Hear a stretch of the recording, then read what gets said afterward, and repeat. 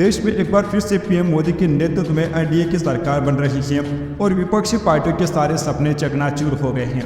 विपक्षी पार्टियां जो नेताओं को तोड़कर सरकार बनाने के सपने देख रही हैं, उनको भी बड़ा झटका लगा है, क्योंकि चंद्रबाबू नायडू और नीतीश कुमार ने बीजेपी का साथ देने का ऐलान कर दिया है। ये दोस्तों आपको सबसे बड़ी खबर अपडेट आपको बताना चाहिए। नीतीश कुमार और चंद्रबाबू नायडू आज पूरे देश में सब इनके बारे में चर्चा कर रहे हैं। नीतीश कुमार फिर पलटेंगे या खड़े रहेंगे मोदी के साथ, इसको लेकर हर कोई जानना चाहता है। चंद्रबाबू नायडू के हाथ में सत्ता की पूरी चाबी आ चुकी है। नीतीश और नायडू मिलकर बीजेपी की बनाएंगे सरकार। जी हाँ दोस्तों, बड़ी खबर अपडेट आपको बताना चाहिए। दोनों के हाथ में अब सत्ता की चाबी आ चुकी है। इंडिया गठबंधन भी नीतीश कुमार और नायडू पर डोरे डाल रहा है। ये इस वक्त की सबसे बड़ी जानकारी सामने आ रही है। दोस्तों आपको बताना चाहिए कि बहुमत का आंकड़ा 272 का है। एनडीए के पास 292 सीटें हैं, जो कि बहुमत से 20 सीटें ज़्यादा हैं। इसके अलावा नीतीश कुमार और नायडू के बगैर अगर ये दोनों अलग हो जाते हैं तो दोनों ही नेताओं के पास 28 सीटें हैं। अगर दोनों बीजेपी से अलग हो जाते हैं, एनडीए गठबंधन से अलग हो जाते हैं, तो एनडीए को भी बहुमत नहीं मिलेगा और एनडीए बहुमत से 8 कम सीटों पर पहुंच जाएगा। लेकिन दोस्तों ऐसा कुछ भी होने वाला नहीं है, क्योंकि चंद्रबाबू नायडू ने साफ तौर पर भाजपा के साथ ही रहने का ऐलान कर दिया है।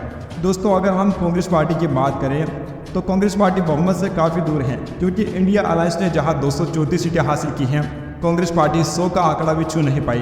कांग्रेस को 99 सीटें मिली हैं, समाजवादी पार्टी को 37 सीटें, टीएमसी को 29 सीटें, डीएमके को 22 सीटें, शिवसेना उद्धव ठाकरे गुट को 9 सीटें, एनसीपी को 8 सीटें मिलती हैं, आरजेडी को 4 सीटें, 3 सीटें आम आदमी पार्टी को मिलती हैं और 3 सीटें जेएमएम को मिलती हैं।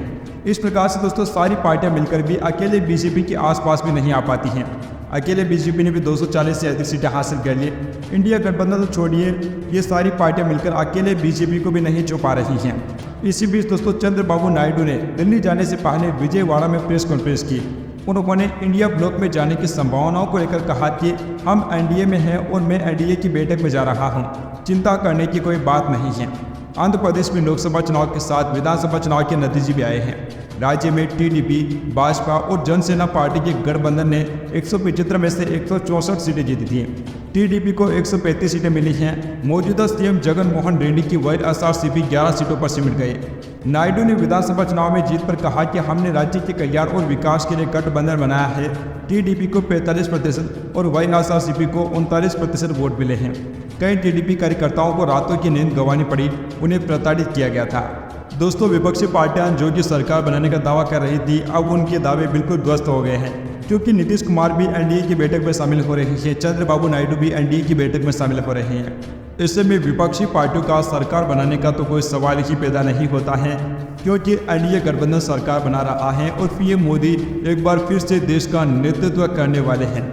Subscribe now and press the bell icon. Never miss an update.